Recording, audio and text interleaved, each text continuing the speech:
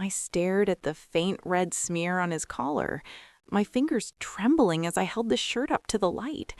It wasn't mine. God knows I hadn't worn lipstick like that in years. Something bold and unapologetic, a shade that screamed secrets. But what hit me harder was that it wasn't hers either, the woman I'd half suspected for months. No, this was different. A color that tugged at some forgotten corner of my mind, familiar in a way that made my stomach twist. How had it come to this? Me standing alone in our laundry room, the hum of the dryer mocking my unraveling world. It was a Tuesday evening, the kind where the sun dips low and paints everything in that soft golden haze. I'd come home from my shift at the library a little early, my back aching from shelving books all day. The house smelled of the pot roast I'd left simmering in the slow cooker that morning, garlic and onions weaving through the air like a warm embrace. Richard's truck was already in the driveway, which surprised me. He usually stayed late at the office, crunching numbers for that accounting firm downtown. I called out his name as I stepped inside, but the only answer was the distant tick of the grandfather clock in the hall, a steady rhythm that had always grounded me. I hung my coat on the hook by the door, the one with the little brass plaque engraved with our initials, R&E, for Richard and Evelyn, a wedding gift from his mother all those years ago. The floorboards creaked under my feet as I made my way to the kitchen, expecting to find him there, maybe pouring himself a glass of iced tea. But the room was empty, the counter spotless except for a half-eaten apple on the cutting board, its skin browning at the edges. A note on the fridge caught my eye, scrawled in his familiar looping handwriting. Ran out for a quick errand. Back soon. Love you. Simple words, but they felt off, like a puzzle piece forced into the wrong spot. I decided to tackle the laundry while I was waiting, a habit I'd fallen into over our 32 years of marriage. It was mundane, soothing, the sort and fold that kept my hands busy and my mind quiet. Richard's shirts were always the last I ironed. He liked them crisp, with that faint scent of starch. As I pulled his blue button down from the basket, the one he wore to client meetings, I noticed it, a smudge right there on the collar, lipstick red against the pale fabric. My heart stuttered. I brought it closer, inhaling instinctively, catching a whiff of something floral and cheap, not my style at all. At first, I thought of Marlene, his secretary. She'd been with the firm for a decade, always flashing those painted smiles at company picnics. I'd seen her lipstick once, a muted pink that matched her conservative blouses. This wasn't it. This was vibrant, almost defiant. A crimson that reminded me of, well, I couldn't place it just yet. I sat down on the edge of the bed, the shirt crumpled in my lap, and let the questions flood in. Was I imagining things? Richard had been distant lately, sure, but affairs? We weren't that couple. We were the ones who held hands at church suppers, who laughed over burnt pancakes on Sunday mornings. But doubt has a way of creeping in, doesn't it? Like a shadow lengthening as the day fades. I folded the shirt away, telling myself it was nothing, a hug from a client maybe, or a brush against some stranger in the elevator. Yet, as I heard his key turn in the lock downstairs, my pulse quickened. "Evelyn? Honey, I'm home," he called, his voice carrying that easy warmth I'd fallen in love with back in college. I forced a smile and went to greet him, but inside, the seed had been planted. Our life together had always been steady, like the river that wound through our small town of Willow Creek. We'd met at a campus dance in '93, me in my floral sundress, him awkward in his starched shirt, spilling punch on my shoes as he asked me to dance. Laughter came easy then, and it carried us through the years. The wedding in his parents' backyard, the birth of our son Thomas, who arrived screaming into the world on a rainy April night. Richard worked hard, climbing the ladder at his firm, while I raised Tommy and volunteered at the school library, eventually turning it into a part-time job. Mornings were my favorite. Richard at the kitchen table, sipping black coffee, his glasses perched on his nose as he skimmed the newspaper. "What's the world up to today?" he'd ask, and I'd tease him about being old-fashioned in a digital age. Tommy grew up fast, a lanky boy with his father's blue eyes and my stubborn streak. He married young, at 24, to Sarah, a bright girl he'd met at community college. She was all energy and ambition, with her marketing degree and that infectious laugh. They lived just a few blocks away, in a cozy bungalow we'd helped them buy as a wedding gift. Family dinners were sacred. Every Sunday they'd come over, Sarah bringing her famous apple pie, the crust flaky and golden, scented with cinnamon. Richard would carve the roasts, telling stories from his week, while Tommy and I cleared the plates, sharing quiet jokes. Sarah fit in seamlessly, or so I thought, calling me Mom after a while, hugging me tight at the door. "You're the best, Evelyn," she'd say, her voice soft and sincere. Life felt full, wrapped in the comfort of routine, the scent of fresh laundry, the sound of Richard's snores at night, the way Tommy's calls always ended with, "Love you, Ma." But lately, small cracks had appeared. Richard's late nights at the office, excused by big accounts. Sarah's visits without Tommy, just to chat, she'd say, lingering in the kitchen with a cup of tea. I'd brush it off. Work stress, newlywed adjustments. After all, we'd had our rough patches too. The year Tommy was 10 and Richard's job hung by a thread, or when my sister passed and grief shadowed our home. We always came through, stronger, holding on to that quiet love. That evening, as Richard kissed my cheek and asked about my day, I watched him closely. His eyes crinkled at the corners, just like always, but was there a flicker, a hesitation? I served dinner in silence. The pot roast tasted like ash on my tongue. The lipstick stain burned in my mind, a question I wasn't ready to ask. Not yet. The days that followed were like walking on a frozen lake, each step careful, waiting for the ice to crack. I didn't mention the lipstick. I couldn't, not without knowing more, not without being sure. Instead, I watched Richard, studied him like a book I'd read 1,000 times, but suddenly found a page I didn't recognize. The way he lingered over his coffee, his thumb tracing the rim of the mug.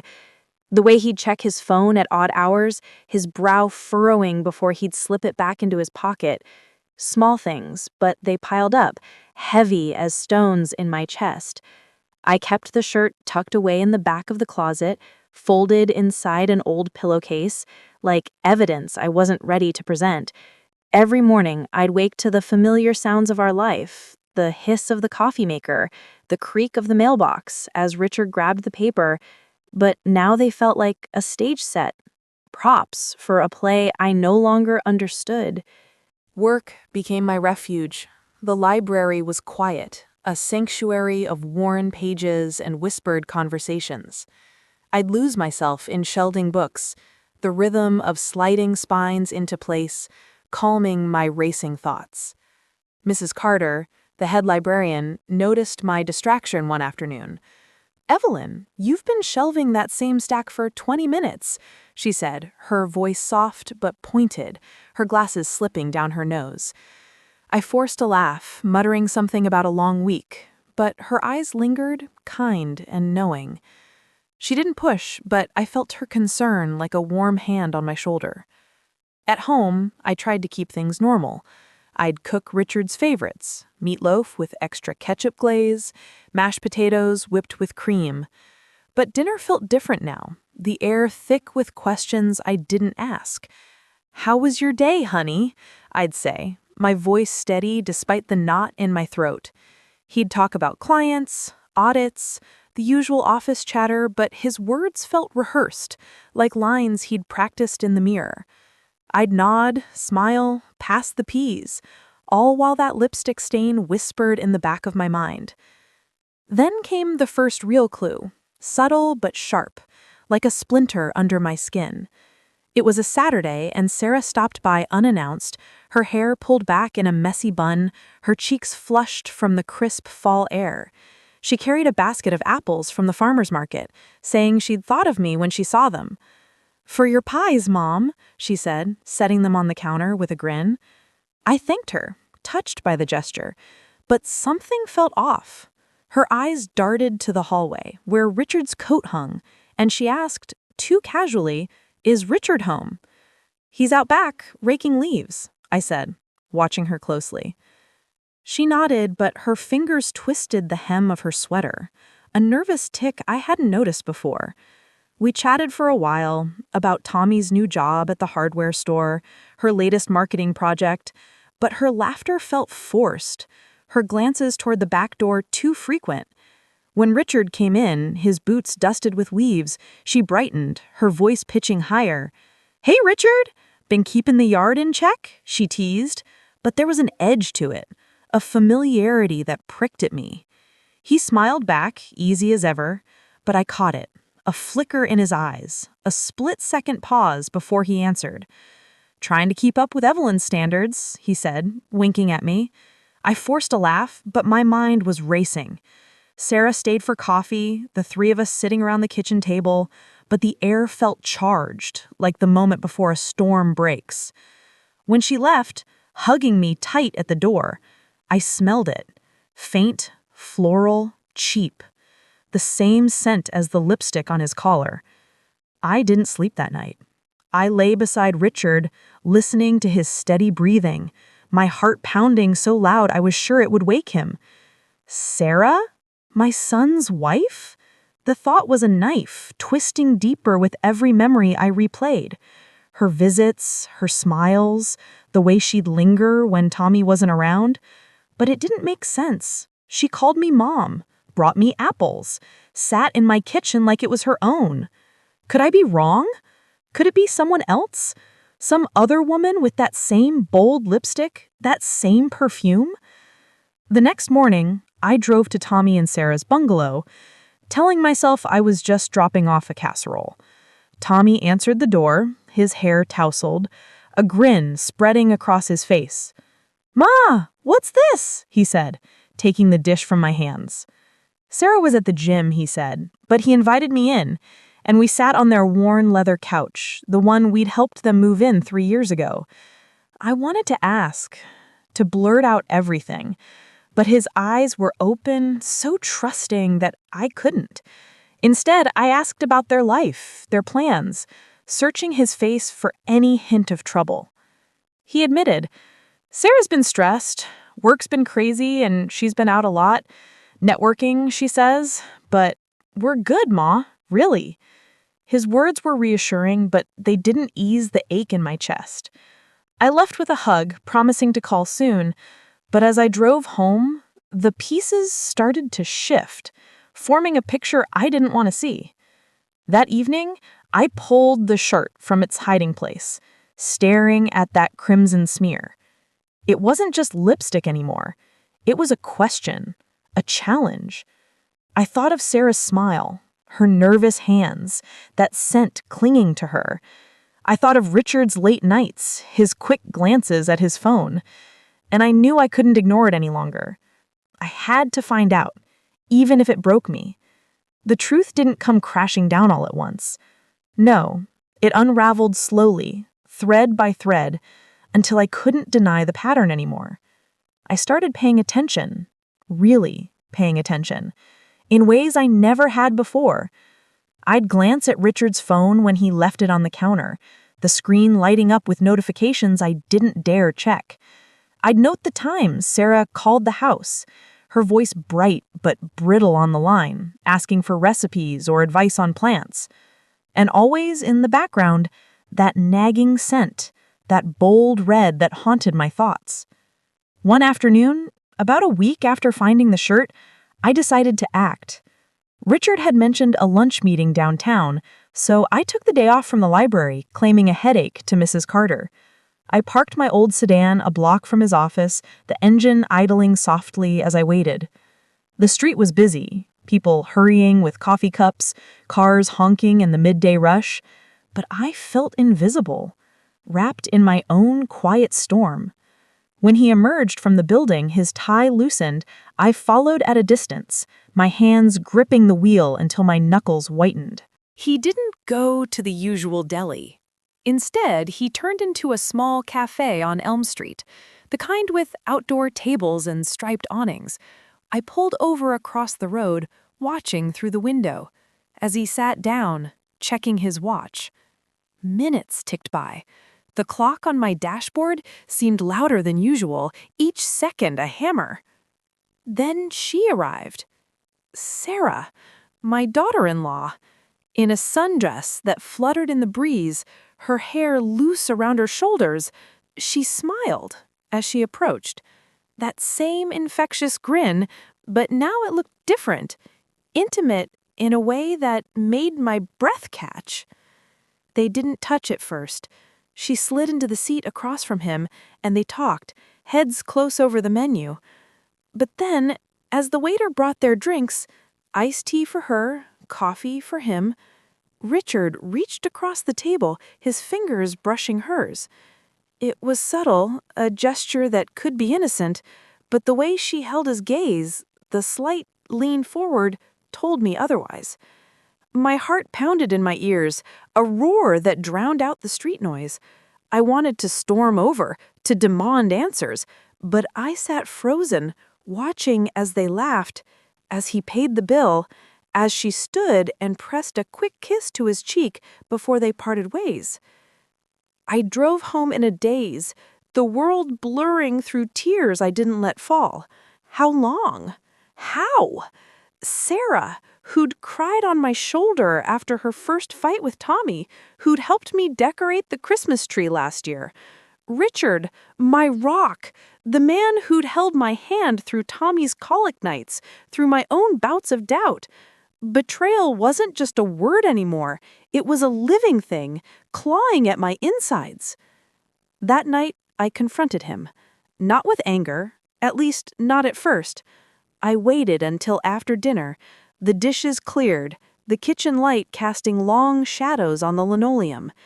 He was in the living room, flipping through channels on the TV, the remote clicking idly. I sat beside him, the shirt in my lap like a confession. "Richard," I said, my voice steady but low, "we need to talk." He turned, his expression mild, but I saw the flicker, the same one from before. "What's wrong, Ev?" he asked, setting the remote down. I unfolded the shirt, holding up the collar. "This. Lipstick. It's not mine." The color drained from his face, slow like syrup. He stared at it, then at me, his mouth opening and closing without sound. It must be from a client, a hug or something." But his voice cracked, and I knew. "Don't lie to me," I whispered, the words tasting bitter. "I saw you today. With Sarah." He crumpled then, his shoulders sagging, his head dropping into his hands. The room felt too small, the air thick. "Evelyn, I'm so sorry. It wasn't supposed to happen like this." "Like what?" I pressed, my voice rising despite myself. "An affair with our son's wife?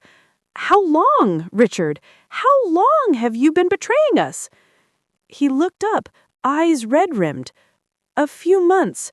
It started innocently, talking about Tommy, about life.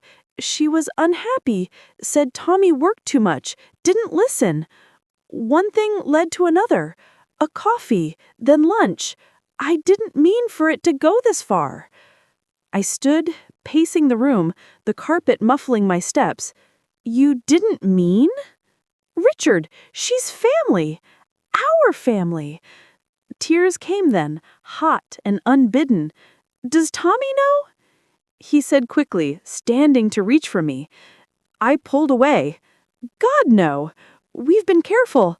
Evelyn, please. It was a mistake. I love you. I've always loved you." But love felt hollow now, a word worn thin. I thought of our wedding vows, spoken under that oak tree, promises of forever. I thought of Sarah's hugs, her mom, that now felt like mockery. "Get out," I said, my voice breaking. "Just go. I can't look at you right now." He left quietly, grabbing his keys, murmuring apologies that echoed empty in the hall. The door clicked shut, and I sank to the floor, the shirt clutched to my chest, sobs racking my body. The grandfather clock ticked on, indifferent to the wreckage. The next day, I called Sarah. She answered on the second ring, her voice cheerful. Hey, Mom, what's up? We need to meet, I said, keeping my tone even. Alone, at the park by the river. Now. There was a pause, a hitch in her breath. Sure, everything okay? Just come, I replied, and hung up. The park was quiet, leaves crunching underfoot, the river murmuring softly. She arrived in jeans and a sweater, her face pale under the makeup. We sat on a bench, the wood cold through my coat. "What's this about?" she asked, but her eyes avoided mine. "I know," I said simply, "about you and Richard." She froze, then burst into tears, covering her face. "Oh God, Evelyn, I'm so sorry. It wasn't planned. Tommy is always gone, and Richard, he listened. He made me feel seen." "Seen?" I echoed, anger flaring. "You're married to my son. I treated you like a daughter." "I know," she sobbed. "I hate myself for it. Please don't tell Tommy. It'll destroy him." I stared at the water, the current steady and unyielding. "You've already destroyed him. Us. All of us." We talked for hours. Her excuses, my pain, the messy tangle of emotions. She begged for forgiveness, promised to end it, to make things right. But trust once shattered doesn't glue back neat. I left her there, crying on the bench, and drove home. The weight of what came next pressing down. The house felt empty without Richard, the silence pressing in like a heavy blanket. He'd packed a bag that night and gone to stay at a motel on the edge of town. His parting words a murmur of, "I'll give you space." Space, as if distance could mend what was torn. I spent the next few days in a fog, moving through routines on autopilot. The whir of the vacuum, the clink of dishes in the sink, but inside a storm raged. Anger, hurt, disbelief, all tangled together, keeping me up at night, staring at the ceiling where shadows danced from the streetlight outside. I couldn't tell Tommy. Not yet. The thought of shattering his world, of seeing the pain in his eyes, the same eyes that had looked up at me as a boy, trusting and full, stopped me cold. But I couldn't let it fester either. Sarah had promised to end it, to confess to Tommy herself, but her tears at the park felt too easy, too rehearsed. I needed to act, to take control before everything unraveled further. So I started small, gathering pieces like breadcrumbs leading me forward. First, I went through Richard's things, his desk in the study, drawers I'd never bothered with before, bank statements, receipts. Nothing screamed affair at first, but then I found it. A credit card bill with charges for lunches at that cafe on Elm. Flowers from a shop downtown. Even a hotel room once, mid-afternoon. The dates matched the late nights he'd blamed for work. My hands shook as I photocopied them at the library the next day, tucking the copies into an envelope in my purse. Evidence, I told myself, though for what, I wasn't sure yet. Sarah called the following evening, her voice tentative on the line. "Evelyn, can we talk? I told Tommy it's over, that I need time to think." I gripped the phone tighter, the cord twisting around my fingers. "Over with Richard, you mean?" I asked, keeping my tone level. "Yes," she whispered. "I swear, it was a mistake. Please don't hate me." Hate was too simple. It was deeper. Disappointment, like a well gone dry. "Come over tomorrow," I said. "We need to figure this out, for Tommy's sake."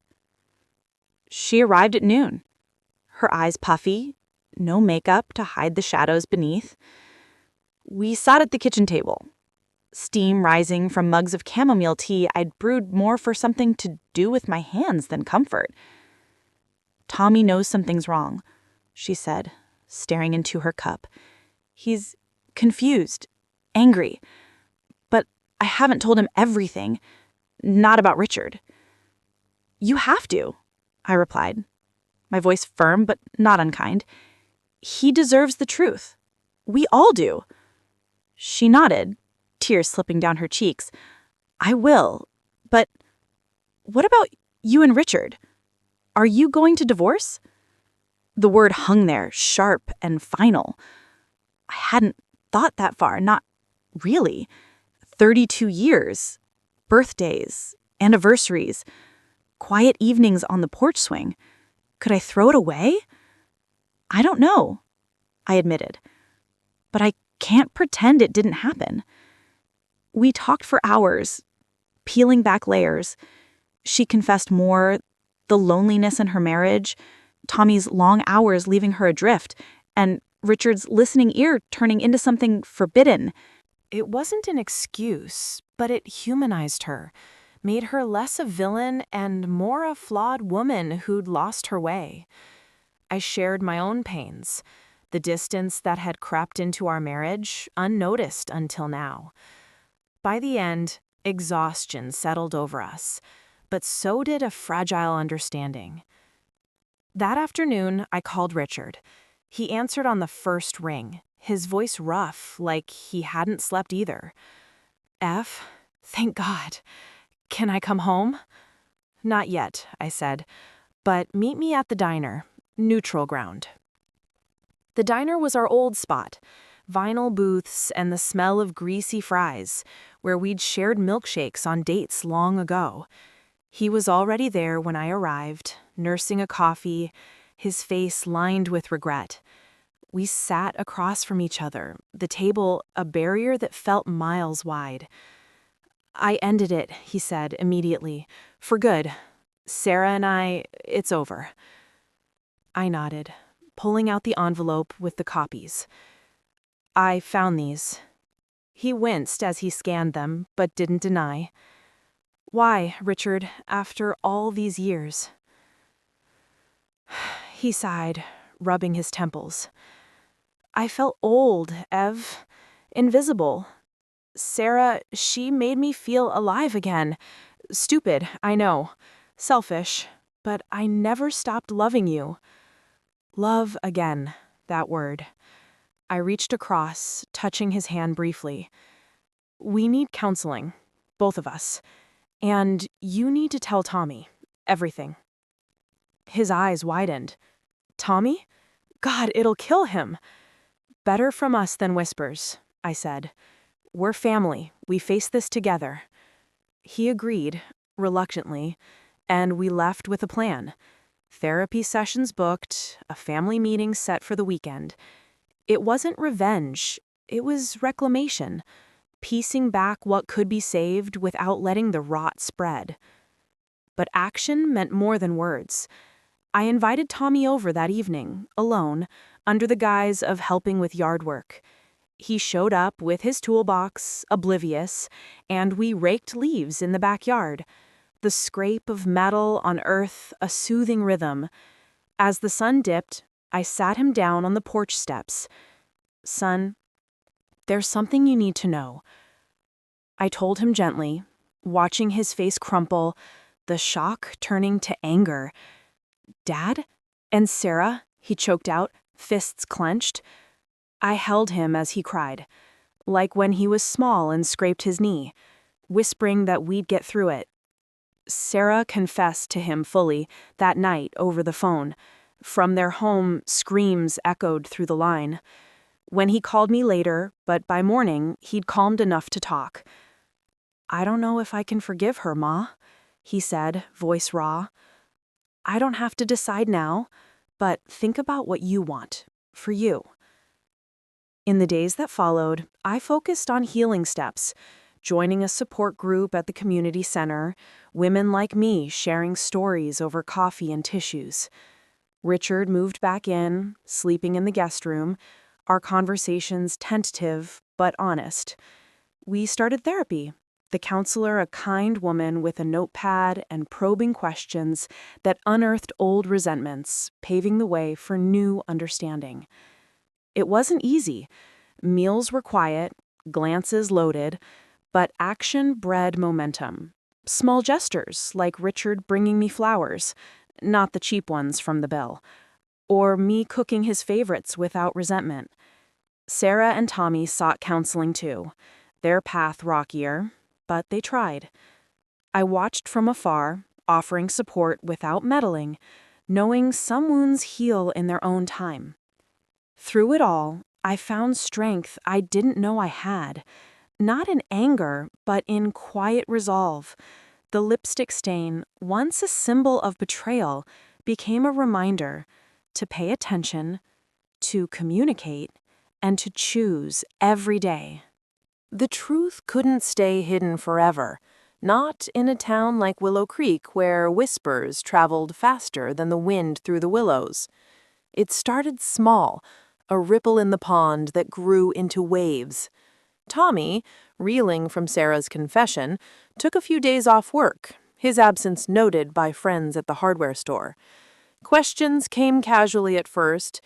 "Everything okay with the family?" they'd ask when I stopped by for groceries or at church.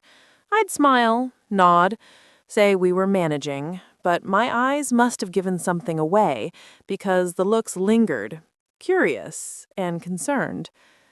Richard's firm felt it next. He'd been distracted, missing deadlines, and rumors spread through the office like smoke. Marlene, his secretary, the one I'd wrongly suspected, pulled him aside one morning, her voice low over the copier. "People are talking, Richard, about you and, well, family troubles." He told me about it that evening, over a tense dinner of cold sandwiches, his face etched with worry.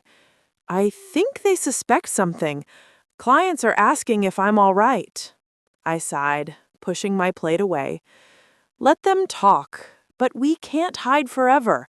Tommy deserves better than secrets." The breaking point came at Sunday service, of all places. We'd always sat together as a family, Richard and I in our usual pew, Tommy and Sarah a row behind.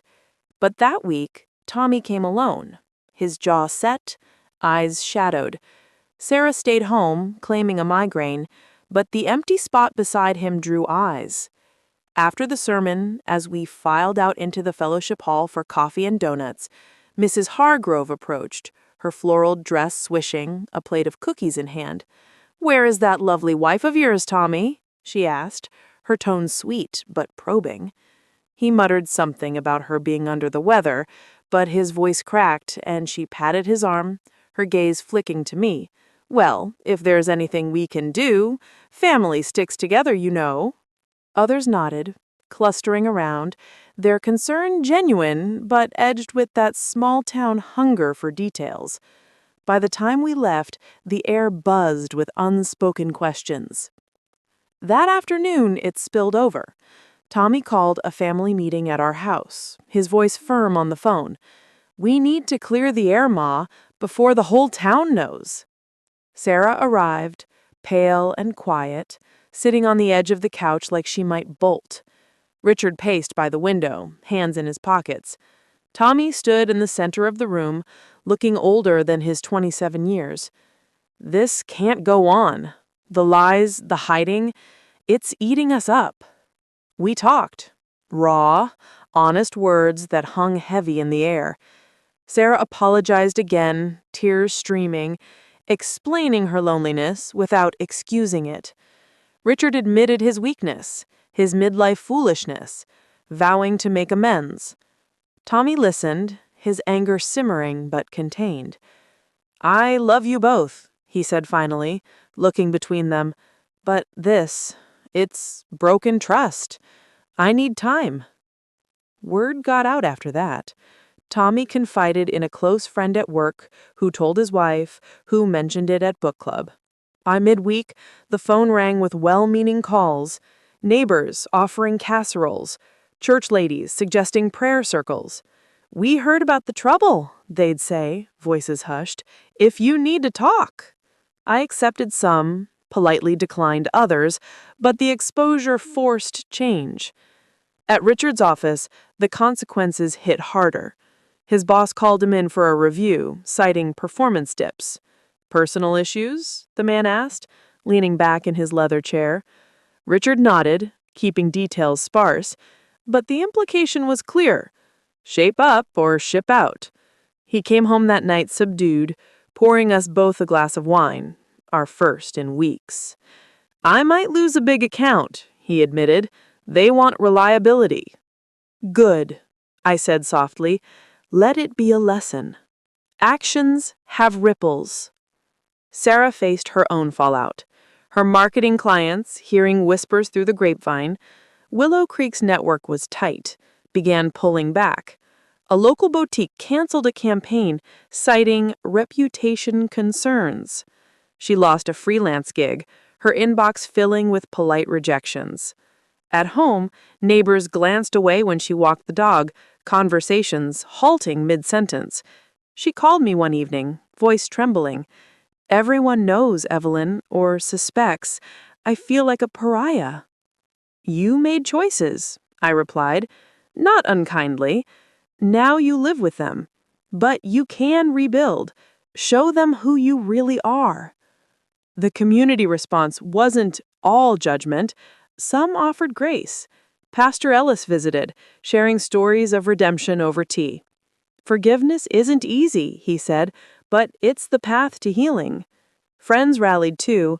My library colleagues brought meals, listening without prying.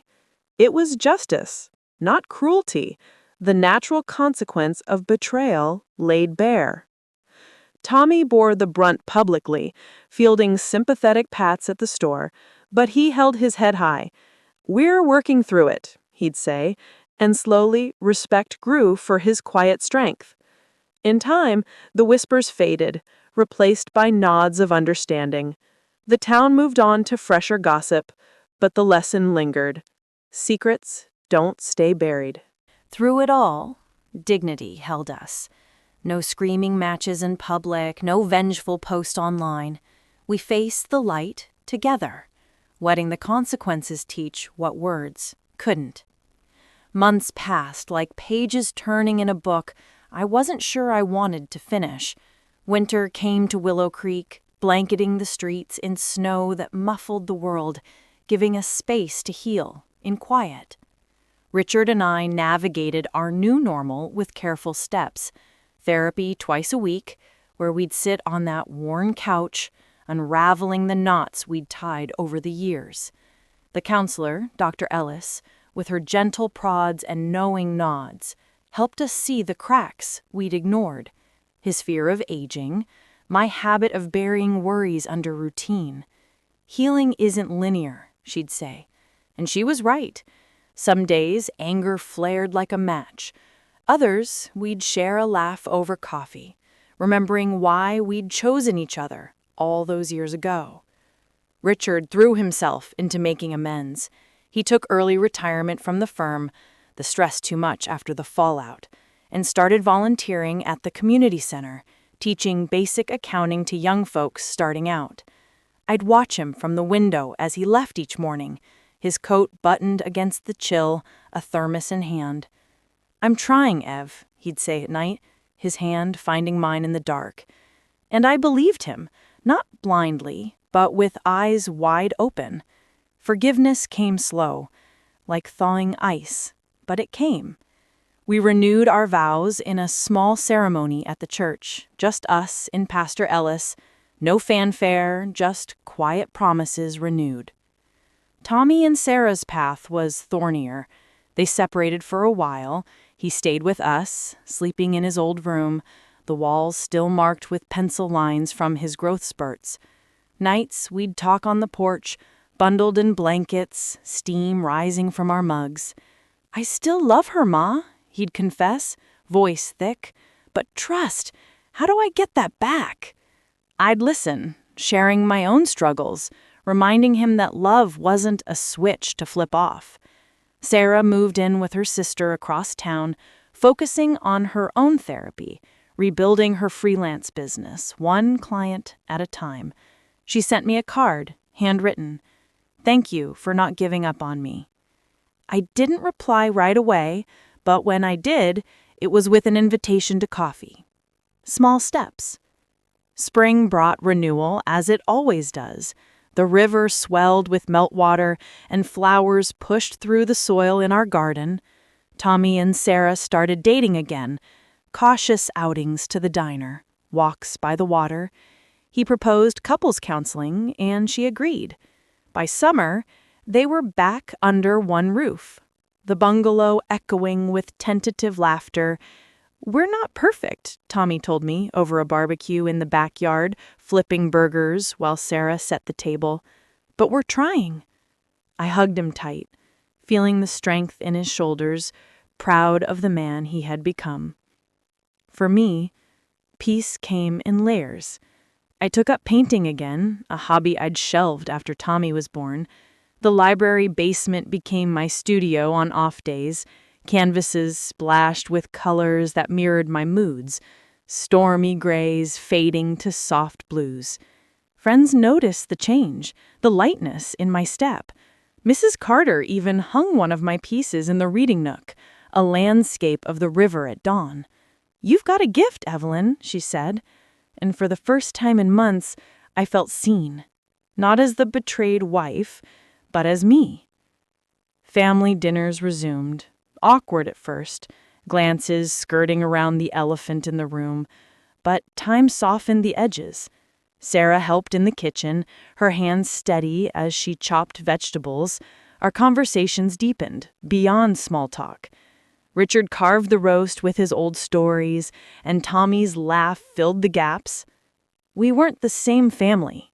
We were scarred, but stronger, like a tree that bends in the wind, but doesn't break.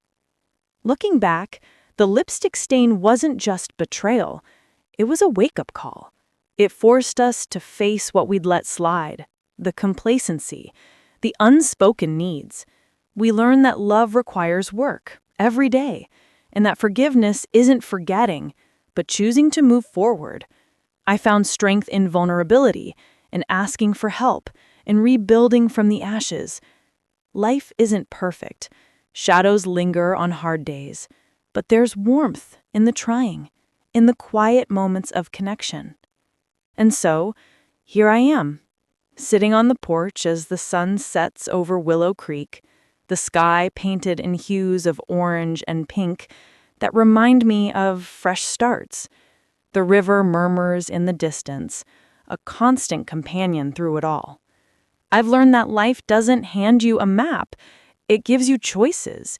And sometimes the hardest one is to keep going when everything feels broken.